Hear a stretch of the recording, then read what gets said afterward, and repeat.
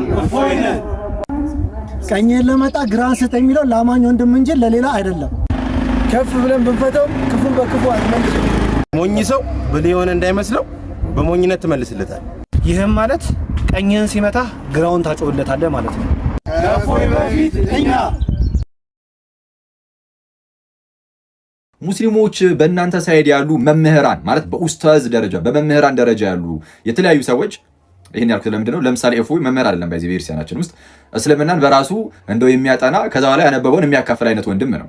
በእስልምናው ሳይድ ግን በኡስታዝ ደረጃ በመምህራን ደረጃ ያሉ ሰዎች ሳይቀሩ አምላካችን ላይ እንዴት እንደሚሳለቁ እግዚአብሔርን አምላካችንን ጌታችን ኢየሱስን እንዴት እንደሚሳደቡ ሳትሰሙ ቀርታችሁ ነው ወይስ በእኛ ሳይድ ቢሳደቡም ችግር የለውም፣ በእናንተ ሳይድ ግን የሆነ እንደው ቅር የሚያሰኝ ነገር ከተሰማ አይ እንደው እንነሳለን የሆነ አምባገነን እንሁን አይነት ነገር ነው እንዴ? እንዴት ነው እየታሰበ ያለው? ልክ ለእንደዚህ አይነት ነገር እኮ ለመቆም ልክ ስትነሱ መጀመሪያ እናንተው ቤት ያሉ ልጆችን በመቆንጠጥ መምህራንም ቢሆኑ ኡስታዞችን ቢሆኑ በመከልከል በዛ ነው ባይዜ ሊጀምር የሚገባው። ለምን ይሄንን ያልኩት የተወሰነ ቪዲዮችን አሳያችኋለሁ፣ አብረን የምናይ ይሆናል።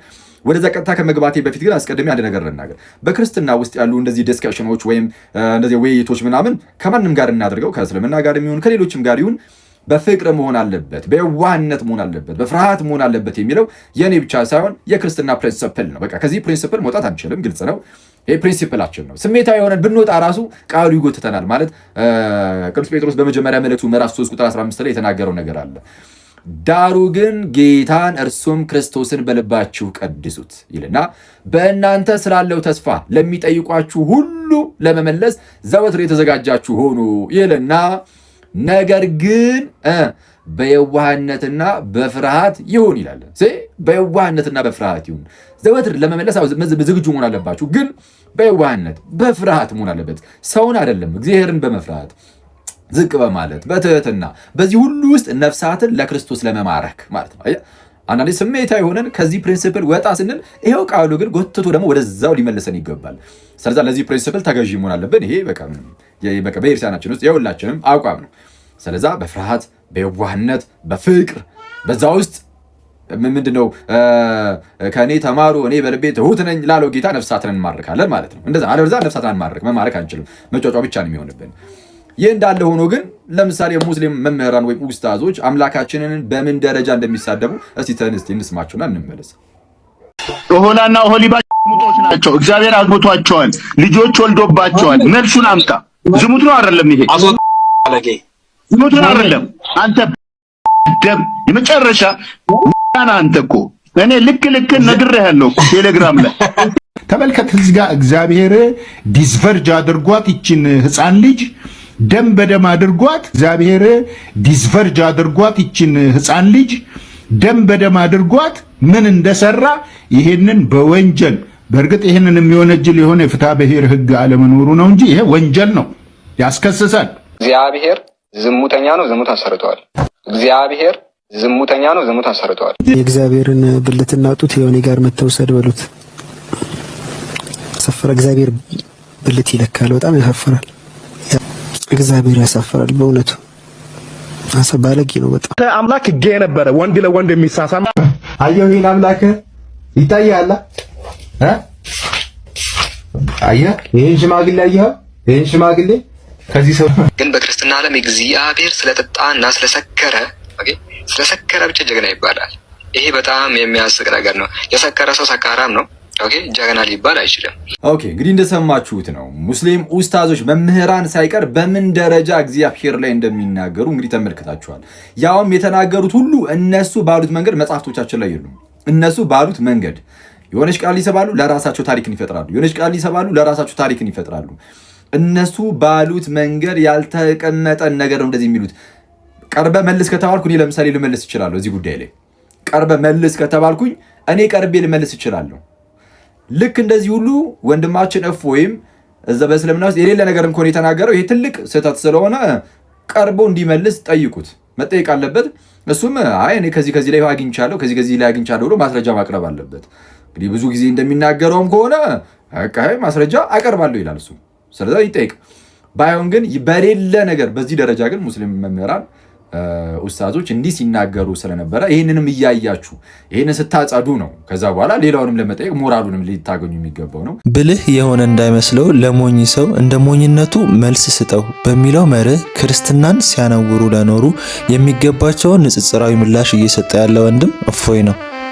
ሰዎች በቃል ብቻ ያይደለ በመጽሐፍቶቻቸው ጭምር ማርያም የሥላሴ አንዱ አካል ነች፣ ክርስቲያኑን እና አይሁዳውያኑን አጥፉ ብለው የከተቡ በየትምህርቶቻቸው ዕለት ዕለት ጌታችንን ኢየሱስ የአላህ ባሪያ ነው ሎቱ ስብሐት በሚል ሲያነውሩ የሚውሉ ከፍ ብሎም ዓለማዊ ሰው እንኳን ሌላውን በማይናገርበት አስነዋሪ ንግግራቸውን ጌታ ኢየሱስን ሲሳደቡ የሚውሉ በሚያስደነግጥ የስድብ ቃል የክርስቲያን አምላካቸውን መግለጽ የስብከት ዘዴያቸው በሆነበት ሜዳ ላይ ፈገግ ባለ ገጽ ተመልከታቸው አይሰራም። ኔቨር ብሪንግ ኤ ናይፍ ቱ ኤ ገን ፋይት ነው ነገሩ። በዚህኛው ወገን በስድብ ሳይሆን በአረብኛ ተከድኖ የነበረውን እየገላለጡ ማስተማር ከቶኑ ስድብ አይሆንም። ስድብ ሊሆን የሚችለው ያልተፈጠረውን እንደተፈጠረ ያልተጻፈውን እንደተጻፈ አድርጎ ማንበብ ነው። ተጽፏል፣ ይነበባል። ከተከባበርን በሁለቱም ወገን እንከባበራለን እንጂ አንዱ ሌላውን እያነወረ ሌላኛው ግን አፉን ሸብቦ ይቀመጥ አይሰራም። ግራን ሲመታ ቀኙን ስጥ ለአማኝ ወንድም የተነገረ እንጂ ለሌላ አይደለም። ከፍ ብለን ብንፈታውም ክፉን በክፉ አትመልስ ነው። በሞኝነት ለመጣ ግን ብልህ የሆነ እንዳይመስለው በሞኝነት ትመልስለታለህ። ለማንኛውም ይህ ልጅ እርዳታችንን ይሻል። በማንኛውም መልኩ ይህንን ወንድማችንን ልንጠብቀው ይገባል። አሁን ለህይወቱ አስጊ ሁኔታ ውስጥ ይገኛል። ንጽጽር ብለው ጀምረው የሌላውን አፍ ለማሸበብ የሚሞክሩ ደም አፍሳሾች እጅ ከትላንት በስቲያ እግዚአብሔር ነው ያስመለጠው። አሁን ለህይወቱ አስጊ ሁኔታ ውስጥ ይገኛል። እፎይ ላይ በጣም የሚገርም አይነት ዘመቻ ተከፍቶበታልና እረፍት እንዳያገኝ ተረጋግቶ እምነቱን እንዳያቅብ እና ሰላሙን እንዲያጣ በሚያደርግ መልኩ ህግና ህግ ሆኑ ለራሳቸው ቲክቶክ ላይ የተሰየሙ አንዳንድ አክራሪ ሙስሊሞች በሰላም ወጥቶ እንዳይገባ በዚህ መልክ ሲያዋክቡ እያየን ያለ ነው። ይሄ ግለሰብ ህዝቡን በጣም በሚገርም ሁኔታ ለአመጽና ለረብሻ እያነሳሳ ያለ ግለሰብ ነው። እንደሚታወቀው እዚህ ሚዲያ ላይ ኢስላሚክ በሆኑ ነገሮችና ክርስትናን በተመለከተ ከተለያዩ እምነቱን እናቅባለን ከሚሉ ሙስሊም ወንድሞች ጋር የሚመጡ ከሆነ ብዙ ጊዜ ጥሪ ስናቀርብ አይመጡም። የሚመጡ ከሆነ ውይይቶችን እያደረግን መቆየታችን የሚታወቅ ነው። ነገር ግን አሁን ላይ እየተደረገ ያለው ምንድነው? የተለያዩ ርዕሶች ቀርበው መተው መሞገስ ሲያቅታቸው በዛቻ በግድያ እያስፈራሩ ክርስቲያኖች እምነታቸውን እንዳያስፋፉ ማነቆ የመሆን አይነት ነገር እየተደረገ ነው ያለው ማለት ነው። የብሽሽቅ ከተባለ እንግዲህ ከሙስሊሞች የሚበልጥ የለም በእንደዚህ አይነት ነገር ላይ። ምክንያቱም ክርስትና ላይ በየቀኑ ፎቶዎችን እያመጡ ምስሎችን እያመጡ ራሳቸው የሳሏቸውን ነገሮች እያመጡ ከክርስቲያኖች ጋር የማይሆን እሰጥ አገባ ውስጥ የሚገቡት እዚሁ ሚዲያ ላይ የምናውቃቸው ሙስሊም አቃቢያን ናቸው።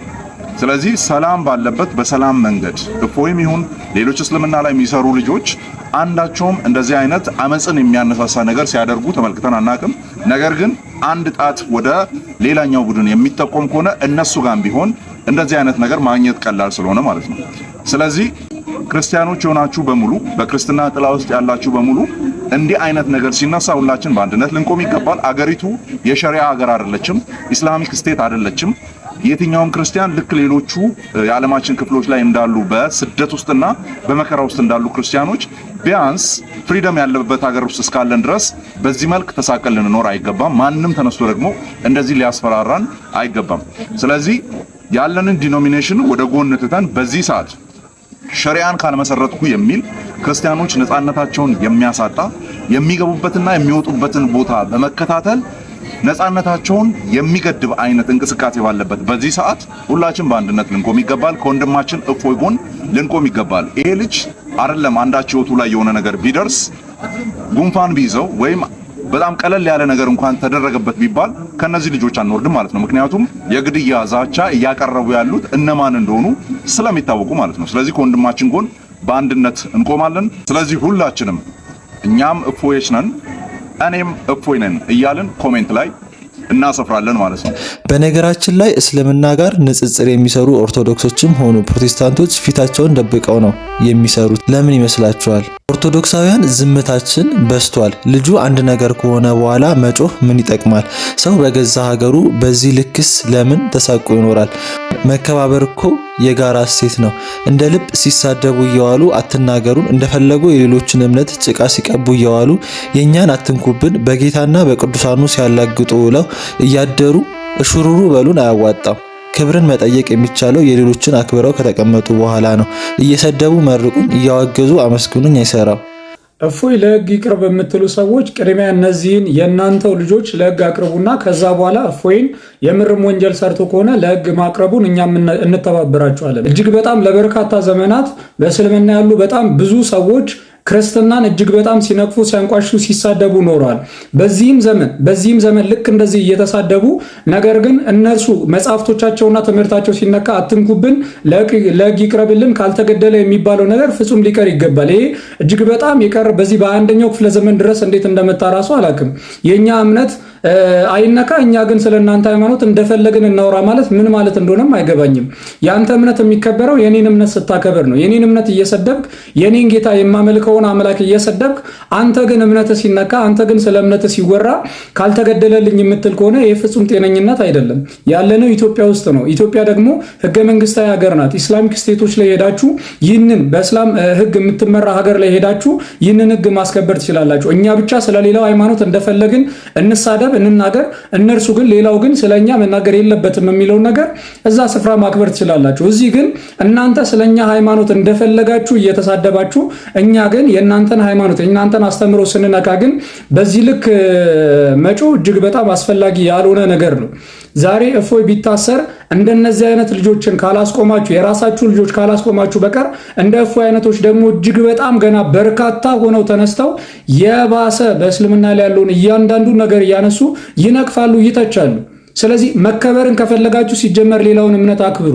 ሌላውን እምነት ሳታከብሩ ክብርን አትሹ። ምን አይነት ክብር ነው የምታገኙት? ሌላውን እምነት ሳታከብሩ በሰፈራችሁበት መስፈሪያ ነው የሚሰፈርላችሁ። ስለዚህ ሌላውን እምነት አክብሩ። መጀመሪያ የእናንተ እምነት እንዲከበር በእናንተ እምነት ውስጥ ሆነው እንደዚህ በዚህ ልክ የሌላውን እምነት የሚያንቋሹና የሚሰርቡ ሰዎችን ቅድሚያ በግልጽ ወጣችሁ ተቃወሟቸው። በግልጽ ወጣችሁ እስኪ ለህግ አቅርቧቸው። ከዛ ያኔ እኛም እንተባበራችኋለን። ወንጀል የሰሩ ሰዎችም ለህግ እንዲቀርቡ እኛም እናግዛችኋለን።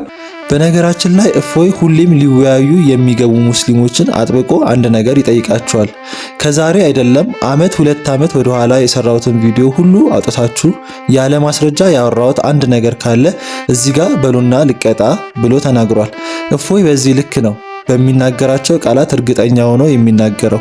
የሚገርመውም ደግሞ ጎረቤቶቻችን አንድም ቀን ከዛች ያለፈ ይህን ያልከው ውሸት ነው ብለው ማስረጃ መሞግተው አያውቁም። መረዳት ያለብን ነገር ተከባብሮ በፍቅር ማውራት ከባድ ነገር አይደለም። ነገር ግን በዛ መንገድ ለማይገባቸውና ክርስቲያኖችን ባዩ ቅጽበት አንዳች ስሜት እስኪወራቸው ድረስ ጥላቻን ለተጋቱ አንዳንድ ሰዎች የእፎይ መንገድ ብቸኛ አማራጭ ይሆናል። በሚገባቸው ቋንቋ ማናገር፣ አግዝፈው የገነቡትን የውሸት ግንብ በገነቡት በራሳቸው ድንጋይ ማፈራረስና አይነኬ ነው ብለው ሸፋፍነው ያስቀመጡትን ጉዳይ በእውነት ሚዛን ምን እንደሚመስል ማሳየት ግድ ይሆናል። የሚደንቀው ነገር እፎይ እንዲሁ የተወደዳችሁ ወንድሞቼ እህቶቼ እያለ ቢያወራም የሚለወጥ ነገር አለመኖሩና እፎይ ለግድያ ተፈላጊ መሆኑ ነው። ምክንያቱም ዘመቻው በንግግሩ የመጣ ሳይሆን አንዳንድ እውነቶች ሲነገሩ እጅግ ስለሚመሩ የመጣ ነው። ይህ ደግሞ እፎይ ላይ ብቻ ሳይሆን በጠቅላላ ንጽጽር ላይ የሚሰሩ ክርስቲያኖች ላይ የሚደርስና ሲደርስም የኖረ ነው። የሆነው ሆኖ ኦርቶዶክሳውያን ወንድማችንን እንድንጠብቅ አደራ ይሁንና ሙስሊሞች ደግሞ በዚህ ልክ እምነታችሁን ተጠየቅ ውስጥ ያስገባውን ሰው ሁሉ እየፈለጋችሁ ለግድያ ካልቀረበ የምትሉት ነገር ምን ያህል በእምነታችሁ አስተምሮ እንደማትተማመኑ ከማሳየት የዘለለ በእሳትና በሰይፍ ተፈትነው ዓለምን በደማቸው ለቀደሱ የክርስቶስ ተከታዮች ቅንጣት ታህል የፍራቻ መንፈስ እንደማይፈጥር ብታውቁት መልካም ነው። ማስረጃ ያለው በማስረጃ ይሞክት። ከዛ ውጪ ግን ግድያ የሚለውጠው እውነት የለም።